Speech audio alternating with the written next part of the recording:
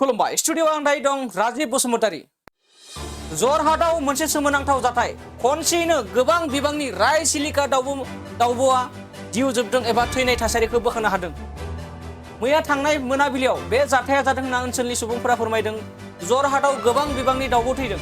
जरहाटआव मा 30निबो बांसिन राय सिलिका दाउब'फोरखौ थैनाय थासारियाव बोखांनो हादों ओनसोलनि सुबुंफोरा आरो बेखौ लानानै ओनसोलनि सुबुंफोरा गोबां दुखु फोरमायदों। फुंबिलिनि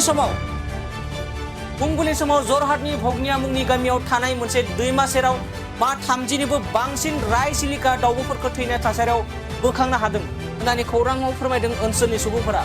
फोरमायबावोदि जरहाटआव मोनसे सोमोनांथाव जाथाय मा 30निबो बांसिन राय सिलिका दाउब'आ थैदों आरो बे थैनायनि गुबै जाहोनखौ ओनसोलनि रायजो राजा फोरमायनाय बायदिब्ला मैया थांनाय मोनाबिलियाव गोबां बार अखा आरो सार अन्थाइ फैनायनि जाहोनाव राय सिलिका दाउब'आ 30निबो बांसिन जिउ जोबनो गोनां जादों होनना ओनसोलनि सुबुंफोरा फोरमायदों। बे जाथाया हरनि समाव गोबां बार अखा फैनायनि थाखाय सार अन्थाइ फैनायनि थाखाय बे जाथाया जादों होननानै ओनसोलनि सुबुंफोरा फोरमायनायखौ नुनो मोननाय जादों।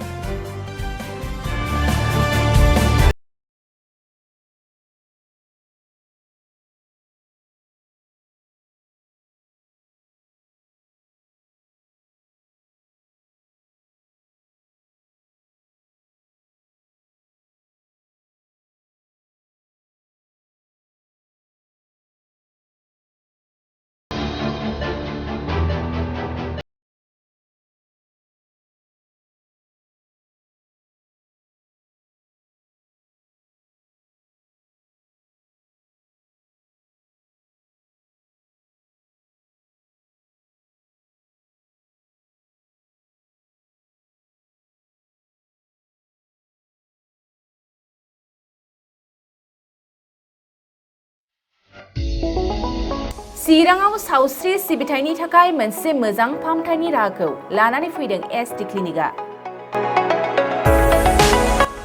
आथिखालाव सुबुंनि देहायाव नुजाथिबाय थानाय डायबिटिस बेरामनि थाखाय मोजां फाहामथाय होयो एसडि क्लिनिकआ। चिरां जिल्लानि एसबिआइ काजलगाव ब्रान्चनि लांगोनायाव फसंनाय एसडि क्लिनिकआव डायबिटिस बेरामनि अनगायैबो फाहामथाय होबावगोन लिभारनि जेंना आरो माखासे सरासनस्रा बेमारफोर। बे एसडि क्लिनिकआव डायबिटिस बेरामनि फाहामथायखौ होगोन जर'खा फाहामगिरि डक्टर समित देबा। नोंथांमोना फुं आरो मोनाबिलि समावबो बे क्लिनिकआव फाहामथाय लानो हागोन। डक्टर, लेबरेटरि, मुलि, इसिजि सिबिथायनि खाबुफोरखौ बे एसडि क्लिनिकआव मोनजोबगोन। जुदि एसडि क्लिनिकआव रायजो राजाफ्रा गाव गावनि देहायारि जेंनाखौ फाहामथाय लानोबा नैबे मबाइल नम्बर 7002293924 एबा 9954687236 आव थोंजों मुं थिसननो हागोन।